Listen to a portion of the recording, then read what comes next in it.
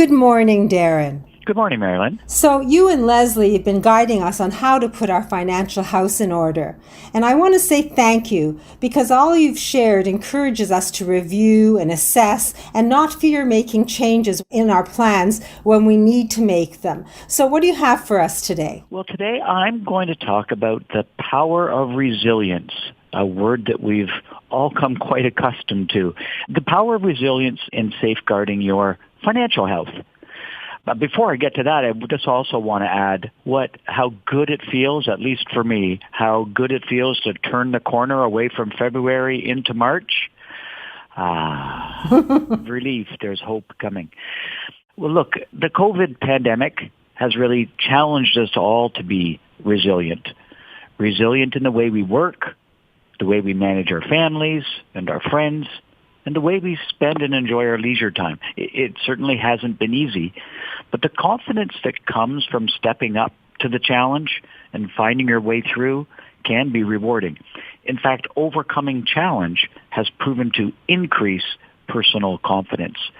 Donald Merchenbaum, research director at the Melissa Institute in Florida, who talks a lot about resilience, says, resilience doesn't always come from rare and special or extraordinary events. Resilience develops from the everyday magic of ordinary circumstances. Resilience is not about strength, but more a fundamental feature of normal, everyday coping skills. So today we're going to see how resilience in managing your savings can increase the return on your investments and in turn increase your confidence in your finances. One significant challenge facing investors today is historically low interest rates, and I mean low. Cash is paying zero, and this time I literally mean zero. So much for that old saying, cash is king. Even 5-year GICs are paying between 0.85 to 1.1% per year. This kind of minimal return comes at a time when the forecast is that many will live much longer than people lived in retirement in the past. And in fact, these low returns may put the long-term financial independence of some in retirement at risk. So here's how Diane managed this challenge. Diane is 74 years old. She has a partner. Neither of them have children. Diane and her partner manage their money quite separately while sharing agreed expenses. When Diane came to see me, she was worried that her savings would not last. Even though she does receive a defined benefit plan from her previous work, it's not indexed to inflation, so the purchasing power of that benefit is eroded further and further each year. Diane also receives Canada Pension Plan and Old Age Security and, of course, money from her RIF. But to maintain her lifestyle, she still needs money from her investments each year.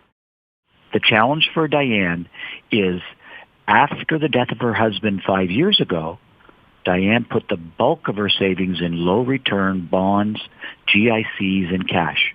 And here's what happens. A GIC pays 1%.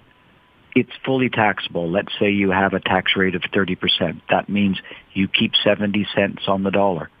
Inflation is, say, 2% and rising. And most people say that real-life inflation is a little higher than what the government's saying. So your purchasing power declines by 1.3% each year. So your ability to buy goods goes down each year. And for many, that means you have to erode your capital more and more year after year. So Diane decided to take charge and find another way. And of course, she didn't have to do it alone. Instead of only using cash, GICs, and government bonds to generate the cash flow she needed to live on, Diane, in consultation with a number of other experts, considered some alternatives, namely corporate bonds and private debt funds. Both of these regular income-generating ideas produce 6% per year in cash flow.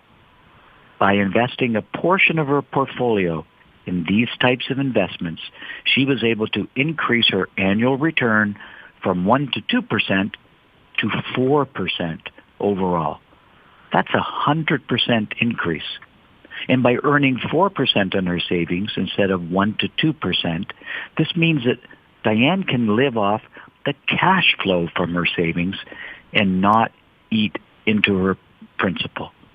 Resilience is about meeting challenges head on and finding ways to cope. Diane spoke to her accountant, her bank branch manager, and an investment advisor she was referred to get suggestions. Suggestions for her to consider changes that would give her the confidence that she could remain financially independent through her retirement. Reviewing your investment portfolio, considering ideas to help increase your return and keep your capital intact is one way to build the confidence that Diane says she now has.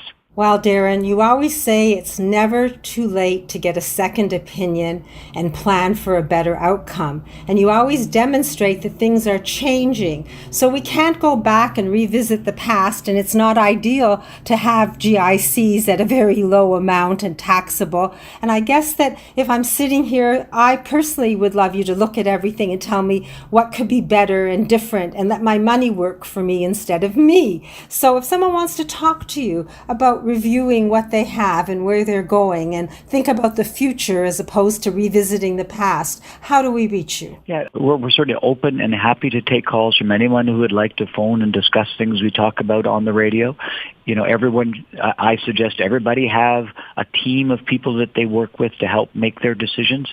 Our number is 416-863-7501. 416-863-7501. Darren Farwell, Leslie McCormick, the Farwell Group. They're a team of experts that can help guide you so your money can work for you and you don't have to lose sleep wondering if you'll outlive your money.